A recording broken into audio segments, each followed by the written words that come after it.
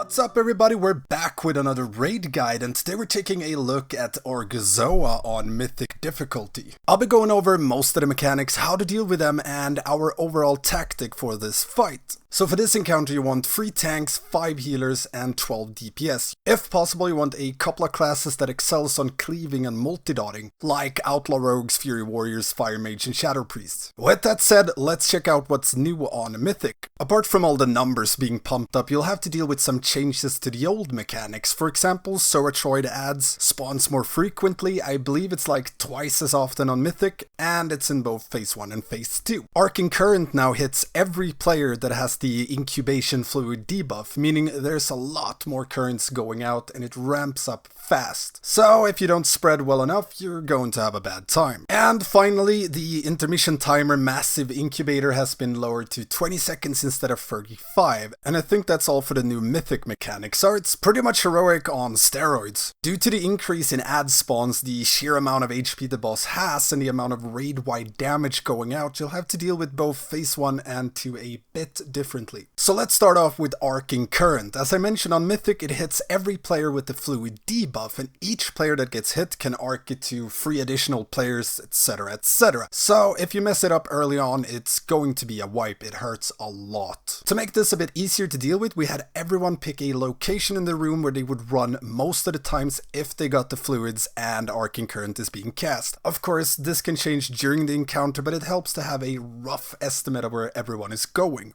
The reason most guilds free tank this is because of the increase in ad spawns. If you only have 2 tank, it gets very difficult to do the tank swap since you don't want the ads to get chaotic growth. So you'll have one tank that picks up all the ads and tanks all the ads in both Phase 1 and Phase 2. The other 2 tanks handle Gorgonzola, as well as the amniotic splatters that the ads spawn. However, if you have 2 monk tanks, you can actually 2 tank it. It gets a bit trickier, but you get an extra DPS if you do. Due to monks being able to AoE taunt with their statue, they can swap back and forth between the ads and the boss without an issue. When you need to swap, have the current Orgozoa tank taunt his statue and the other monk taunts back Gorgonzola. But if you just want to play it safe, go for 3 tanks. Lastly, you want to make an interrupt order for Phase 2's Naga ad, the Ashari Witch. So with that said, let's go over the fight step by step, starting off with Phase 1. Have your multi-dot and cleave classes focus on the ads and cleave from the boss as often as possible. The rest of your DPS should just focus on single target damage on Gorgonzola.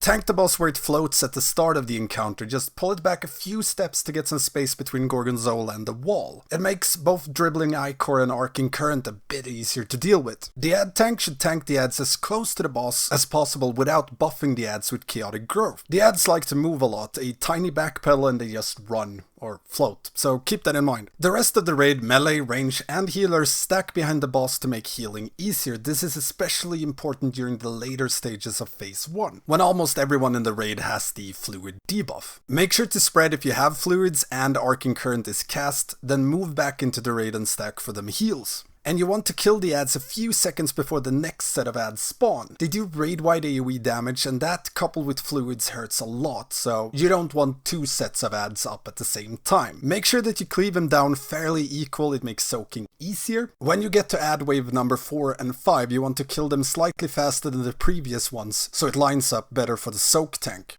And if you consistently kill the ads way before a new ad wave spawns, then you're nuking them a bit too much and you should shift more DPS onto the boss. And lastly, you want to push the boss to 40% before the incubation fluid after the 7th set of ads have spawned. Depending on your raid DPS, you can also push the boss before the 7th wave spawns. We did this every now and then, not consistently, but if the boss was around 46-45% when the 6th set of ads spawned, we ignored those ads and just nuked the boss to push it to 40%. Whichever ad wave is your last one, if it's the 6th or 7th one, doesn't matter. If you push it before the 7th ad, ignore the 6th ad wave. If you push it after, then you want to ignore the 7th ad wave instead. And by ignore them, I mean actually ignore them. You don't need to nuke them at all, just let them follow you down the ramp during intermission and you deal with them in Phase 2 instead. This phase is all about the arcing currents and finding a good balance between boss and add DPS. It is extremely healing intense, so make sure to have a good rotation of healing cooldowns. When you hit 40%, Gorgonzola floats away and the intermission starts. When the boss reaches the end of the ramp, you'll have 20 seconds to get down before going boom boom. If you have access to shamans, then Windrush totems are really good during this part of the fight. Or if you have access to Roar, it can be used as well. We also put a gateway going to the end of the ramp for all the slowpokes to click. Priests can also grip people down if it's needed. And when everyone is down, interrupt the boss and phase 2 begins. Side note on the interrupt, this can kill you if you're too close to the ramp when the boss gets interrupted, even if you're off the ramp. This seemed to happen if you were down the ramp but still in front of it, if it makes sense. Anyways, phase 2. There's a couple of different ways to deal with this, but I'll go over what worked the best for us. First of all, make sure to move far away if you get targeted by the Myrmidon's lance and drop the patches near the walls if possible, at least away from the boss in the raid. Keep spreading with fluids when arcing current is cast, make sure to not get it on one of the tanks.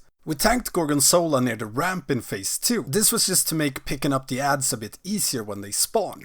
So after interrupting the boss, just pull it near the ramp, and if you have any adds left from phase 1, tank them a bit away from the boss and just passively dot and cleave them down. The next wave spawns 20 seconds after interrupting the boss, so passive cleaves and dots only. When these adds dies, you need to immunity soak the splatters, and this is just because the tanks won't have any stacks when that set of adds dies. However, after these adds, the tanks can take care of any and all splatters. Everyone except the ad tank should stack near the boss, just like in phase 1 to make healing a bit easier, and it makes picking up the ads a bit easier, in case they randomly get aggro from a healer or someone. On that note, the first set of ads that spawns in phase 2, we tanked fairly close to the boss and nuked down the free Nagas as fast as possible. You will get free small ads first, then after the first dribbling Ichor you get the Nagas, and shortly after you will get a new wave of small ads. You only want to focus DPS on the very first set of small ads and Nagas. Any small ads and Nagas following this you can pretty much ignore. Just keep the witch interrupted and keep an eye on the remaining small ads HP so you don't miss a soak if one dies. The ads themselves can be a nightmare to pick up in this phase since they spawn all over the place and trigger happy DPS is trigger happy. Just have whoever isn't tanking the boss help out with picking up the Nagas and just bring him to the ad tank. And of course, misdirects and tricks helps a ton. And for the Dreadcoil Hulk's powerful stomp, just have a tank with high stacks of the desensitizing debuff. Again, Brewmaster Monk seems to be pretty OP for this. If that isn't working out for you, you can also immunity soak them. The biggest issue in phase 2 is again ad management and finding that balance between ad and boss damage. Some guilds just passively dot and cleave down the first wave of Nagas and small ads, which results in more boss damage but also more tank and raid damage, which is why we didn't go for that. On the flip side, we also messed around a bit with ignoring all ads in phase 2, but I think we only got it to like 13-14% with that strat, but with enough DPS it should be very doable. And if you do go for the more passive cleaving dotting down the first wave, then make sure the Nagas dies before the new Nagas spawn. So yeah, phase 2 is pretty much phase 1 plus Nagas, so there's not a whole lot to go over. The biggest struggle for us in this phase was figuring out ad tanking, picking them up and when to kill them, as well as missing interrupts on the witch ad. And just like phase 1, the raid damage and tank damage is very high, especially during the later stages when you have a ton of small ads and Nagas up, and the entire raid covered in fluids. And I think that's pretty much it for this encounter, the ever so frightening Gorgonzola. If you have any questions or if you run into any issues during your progression, feel free to hit me up. And if you want more in-depth info about a certain part of the fight, like tanking or ad tanking, healing cooldowns, soaks, whatever, just hit me up on Facebook or become a Patreon. As a Patreon, you will get access to my Discord where you can get all my weak auras, healing CDs, notes, etc. And it's the fastest way to get a hold of me. And again, just a huge shout out to all of my Patreons. I really appreciate the support. And with that said, if you like this video, hit that subscribe button, leave me a like and ring that notification bell. Thanks for watching everyone, and I will see you next time.